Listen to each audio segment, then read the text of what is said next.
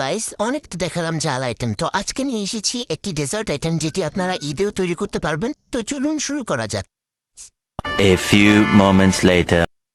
প্রথমে একটি nonstick fry প্যানে লিকুইড মিল্ক নিয়ে নিচ্ছি। এখানে আমি প্রাণের লিকুইড মিল্ক নিয়েছি। দিয়ে দিচ্ছি চিনি। এবার ভালো মতো নেড়ে চেড়ে চিনিটাকে গলিয়ে নিব। এ পর্যায়ে দিয়ে দিব কনডেন্স মিল্ক। কনডেন্স মিল্ক কিন্তু অবশ্যই দেওয়ার চেষ্টা করবেন, এতে কিন্তু আমাদের পুডিংটা অনেক ভালো হবে। একবার বলক চলে আসা পর্যন্ত অপেক্ষা করব। এবার আমি একটা ফ্রাই প্যানে চিনি দিয়ে এরকম ক্যারামেল তৈরি করে নিয়েছি। আমার ক্যারামেলটা হালকা একটু পুড়ে গিয়েছে, এটা আপনারা খুব সাবধানতার সাথে বানাবেন। এ পর্যায়ে দিয়ে নিচ্ছি একটা বাটিতে 2টা ডিম। গাইস, ডিমটাকে খুব ভালো মতো গুটায় নিতে হবে, যত রাগ আছে সব এটার উপরে ছাড়তে হবে। এই পর্যায়ে দিয়ে দিচ্ছি গুঁড়া দুধ। এখানে কিন্তু গুঁড়া দুধ অবশ্যই দিবেন, এতে কিন্তু পুডিংটা খুব ভালো স্টিফ হবে।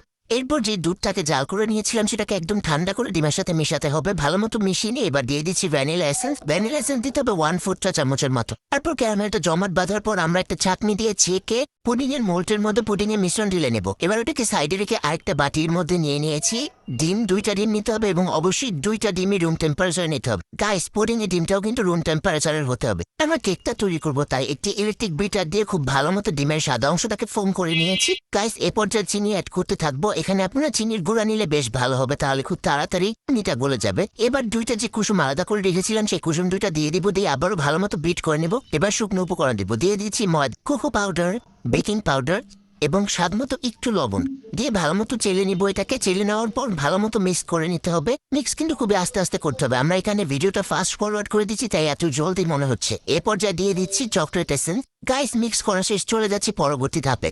সেই পুডিং এর মিশ্রণটার উপরে কেকের মিশ্রণটা ঢেলে দিব। দেখবেন খুব সুন্দর মতো বেশি থাকবে, কিন্তু মিক্স হয়ে যাবে না। এবার আমরা বেক করে নেব। একটি ননস্টিক কড়াইয়ের মধ্যে পর্যাপ্ত পরিমাণ পানি নিয়ে ফুটিয়ে নেব। পানিটা এমন ভাবে নেবেন যেন বাটিটার অর্ধেক পরিমাণ থাকে। তারপর ঢাকনা দিয়ে ঢেকে দেব এবং ঢাকনায় যে ছিদ্রটা আছে সেই ছিদ্রটা বন্ধ করে দেব। অপেক্ষা করেছি 30 মিনিট। 30 মিনিট পর কিন্তু আমাদের কেক এবং পুডিং দুইটাই হয়ে গিয়েছে। দেখুন খুব কতটা সফট হয়েছে, আমি আপনাদের হাত দিয়ে দেখিয়েছি। গাইস, এবার কিন্তু আসল সময় মোল্ড আউট করে কেটে নিব। দেখুন কতটা সফট হয়েছে। আমি আপনাদেরকে একটা স্লাইস কেটে দেখাচ্ছি। কেকটাও যেমন সফট হয়েছে এবং পুডিংটাও খুব সফট হয়েছে এবং খেতে কিন্তু খুবই সুস্বাদু ছিল। গাইস, সবচেয়ে বড় কথা হচ্ছে পরিবারের ছোট বড় সবাই পছন্দ করেছে। গাইস, ঈদের দিন অতিথি আপ্যায়নে এই রেসিপিটি রাখতে পারেন। তো আজ বিদায় নিচ্ছি। কেমন লেগেছে আপনাদের অবশ্যই জানাবেন। টাটা।